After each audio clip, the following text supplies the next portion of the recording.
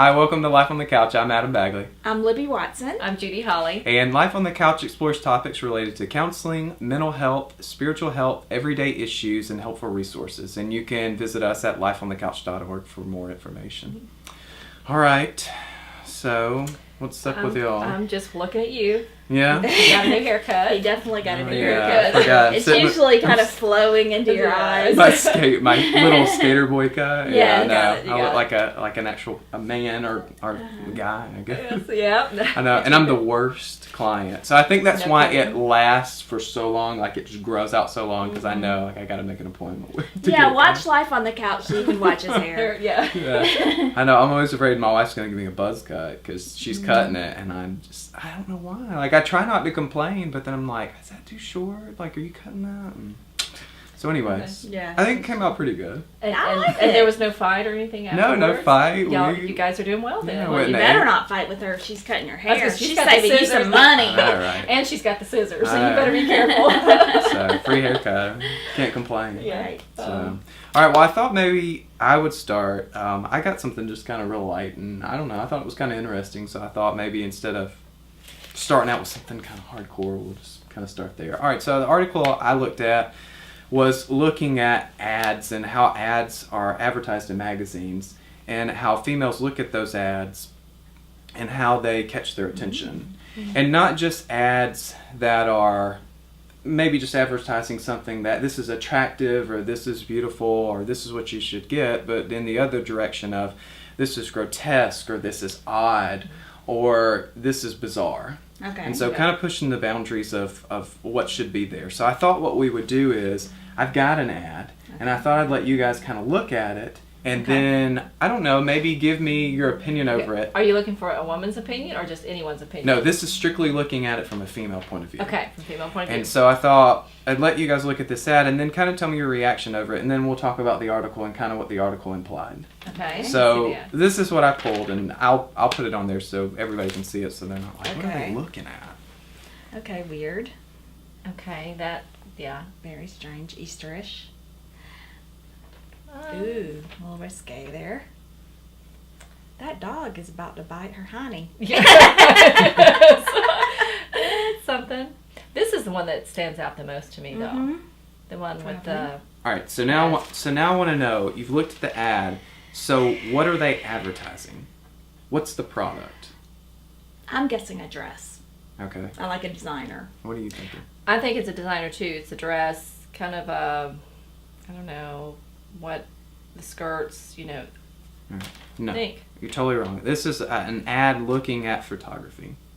They're And advertising. looking at photography. Well, they're advertising selling vintage photography. Vintage photography. So printed in frame. That's vintage with the bunny ears? That's not sure that's vintage. I never saw an old black and white person with a mask on like that. So that's the ad on there, and like I said, everybody will see it. But that's the ad that stands out the most. Yes, I guess. to me it does. Okay. Me too. So what's your opinion of that? Like, what do you think? Like, what do I think? Yeah, like what reaction does that?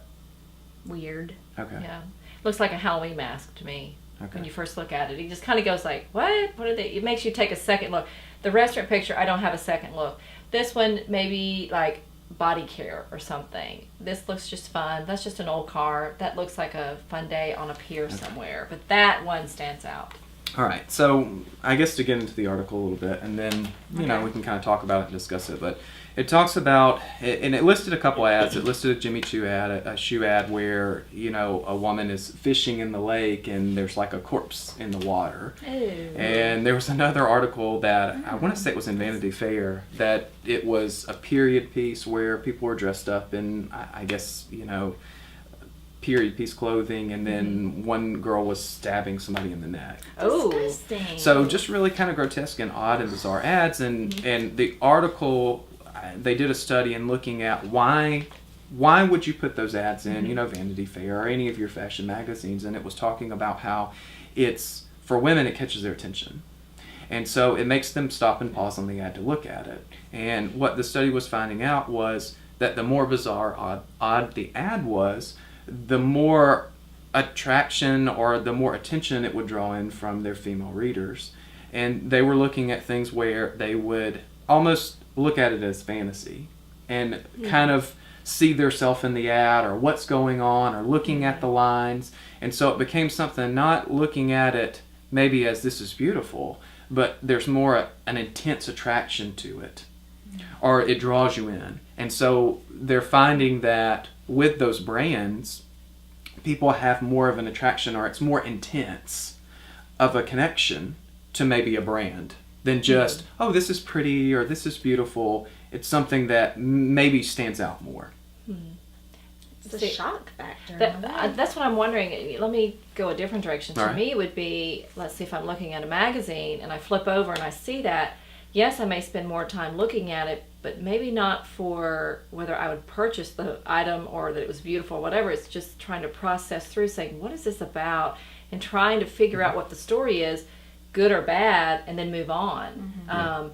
Not that I'm sticking to the ad longer because it's so wonderful of an ad or so wonderfully done, or the imagination, but more just trying to process and trying to put the puzzle pieces together to say, what does that mean? Yeah. Well, that makes 'Cause me we all look for at meaning. it though. Maybe look at it longer, but maybe not on the fact of who the designer was. But we all have this need to figure things out, to have it make sense. And that's what I'm wondering, is people sticking with the ad longer So to make here's- sense of it. So here's what they said in the article. They said that, some women are transported into the story. They're asking questions like, what's happening here? What's going to happen next? Other females were looking at it as an image, and they were approaching it like a painting. So looking at the image, examining the picture, what's the lighting, the color, the lines. When you were talking about that ad, the one with the female in the corset, and looking at it like, well, look at her pose and how she's sitting. And so maybe that might be the piece that draws you in. But I guess maybe to kind of, I don't know, what's the implications of that? Yeah. Like if we're moving past just seeing something attractive to this is bizarre, odd, and I'm feeling a connection to it.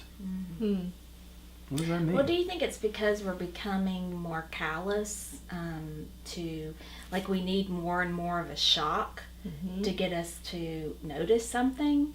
Like, how TV has gotten worse and worse. Yeah. I'm talking about stabbing someone in the neck.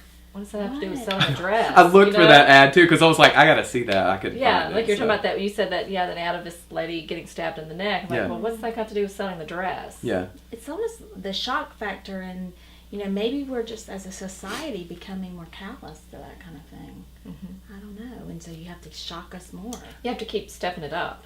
Stepping up. Well, I mean, I thought it in relationship. I mean, you're relating to a brand there, and so if we're saying that here's a relationship with an item or a company, and we're pushing it to this degree that is something that's just bizarre, or something that you wouldn't want in real life, but yet it's connecting you to a brand, or you're feeling some sort of connection to it on another level, then I don't know. I mean, even looking at it from that relationship standpoint of, do you seek out things or like you're saying, Libby, that maybe have a little bit more shock value to them, and you feel more of an intense connection than something that's just, it's nice, or you had a good experience, but something that, wow, that was a rush, or that stayed with me for a long time. Or, Yeah, and I can't see, personally, I'm sure people are different, but just if I saw something like that, I'd go gross and I wouldn't buy that product. Right. Yeah. That's what I'm that's what the shock value, or you're talking about stick with it longer. Well,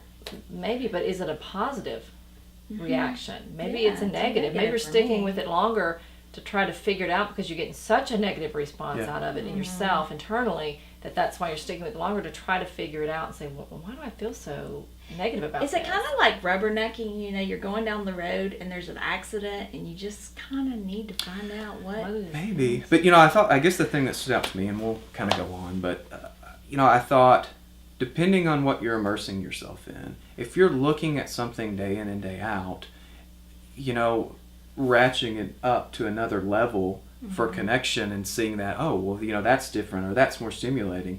The more time you're putting into something, you may find that it takes going to the next.